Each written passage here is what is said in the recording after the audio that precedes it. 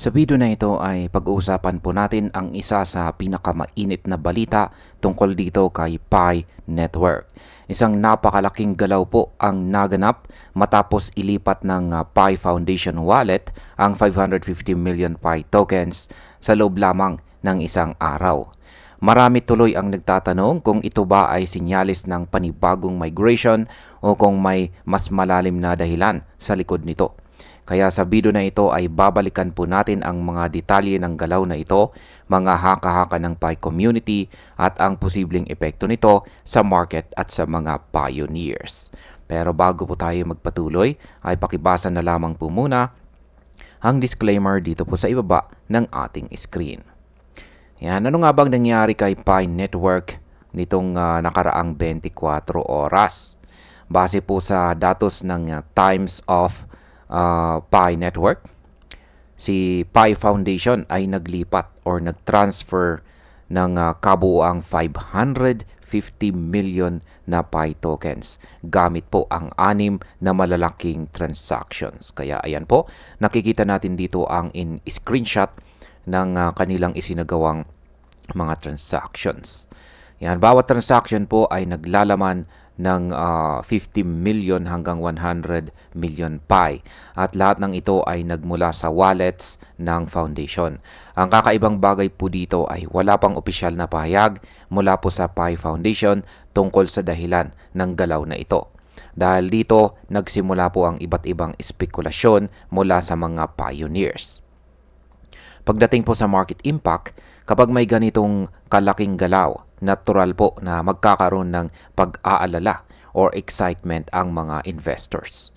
Posibleng makaapekto po ito sa presyo ni Pi dahil madalas ang malalaking transfer ay may kasamang strategic move tulad po ng partnership or expansion.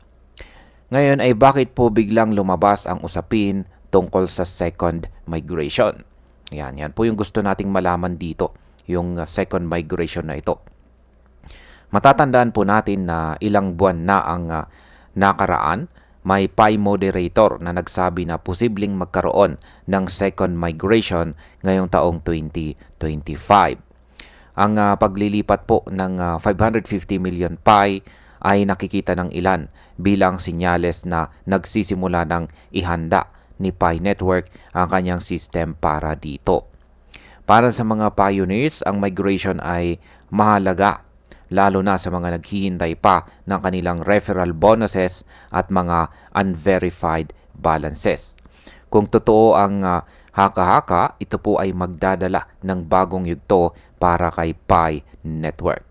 Kaya sa market impact, kung mangyari nga ang second migration, maaari itong magdala ng renewed interest mula sa mas maraming investors at maaari pong magdulot ng biglang paggalaw ng presyo ni Pi. Pero sa kabilang banda, kung magkaroon po ng delay o maging komplikado ang proseso, maaari rin itong magpababa ng tiwala ng market. Ngayon ay may kinalaman ba? Meron bang kinalaman ito sa Pi Ventures Fund at bagong investments? Meron pong ilang pioneers na nag-uugnay ng galaw na ito sa Pi Ventures Fund.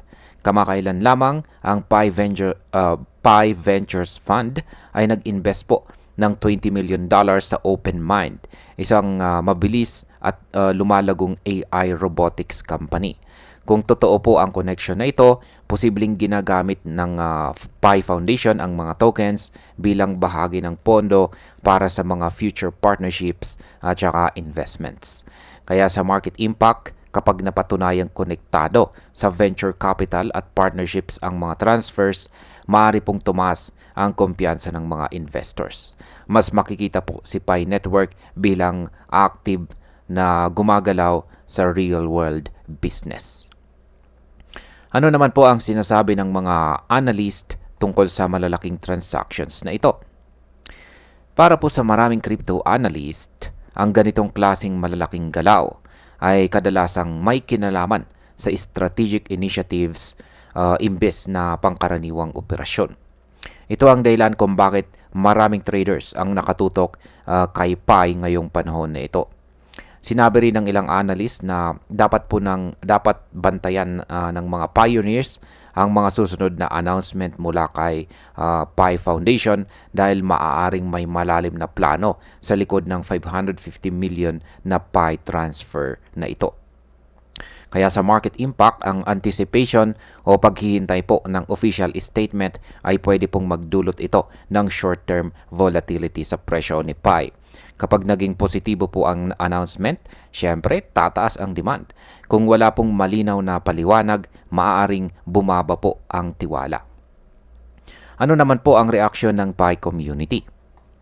Maraming pioneers ang nagbigay ng kanilang opinyon. Ang iba po ay naniniwala na ito ay internal restructuring lamang o simpleng paghahanda ng foundation para sa mga susunod na project. Ang iba naman ay mas naniniwala na ito na ang simula ng ikalawang migration. Kasabay po nito, lumabas din ang bagong datos mula kay Pi, mula po sa Pi expert na si Woody Lightyear. Ipinakita po niya na higit 14.4 million mainnet users ang may hawak lamang ng 0 hanggang 100 Pi.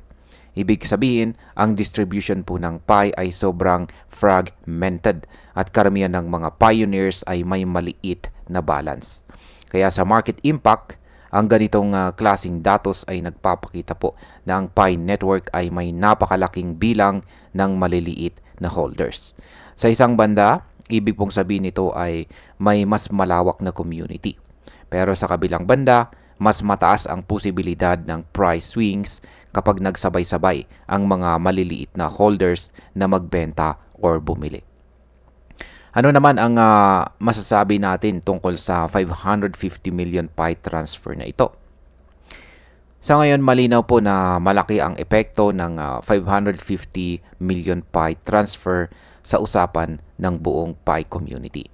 Wala pang official statement mula po sa Pi Foundation, kaya nananatiling palaisipan ang totoong dahilan ng transactions.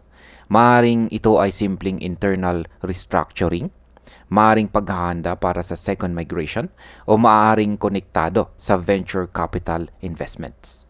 Ano man ang dahilan, sigurado na nakatingin ngayon ang buong mundo ng crypto kay Pi Network. Kung ang galaw na ito ay humantong sa mas malinaw na plano at positive developments, malaki po ang tsansang tumaas ang halaga at reputasyon ni Pi. Pero kung magdulot ito ng dagdag na kalituhan at delay sa migration, possible ring maapektuhan ang tiwala ng community. Sa kabuuan, ang paglilipat or pag-transfer po ng 550 million Pi ay isa na namang malaking kabanata sa kwento ni Pi Network. Ito po ay nagsilbing spark ng mga bagong tanong at inaasahan. Kaya mahalaga para sa mga pioneers na manatiling updated at bantayan ang susunod na announcement ng foundation. Ang market ay madaling gumalaw sa ganitong klase ng balita at bawat hakbang ni Pi Network ay posibleng magdala ng panibagong direksyon para sa kanyang kinabukasan. At ayan, hanggang dito na lamang po tayo sa video na ito mga ka-crypto. Marami pong salamat sa panonood. Ingat po tayo lagi at God bless po sa ating lahat.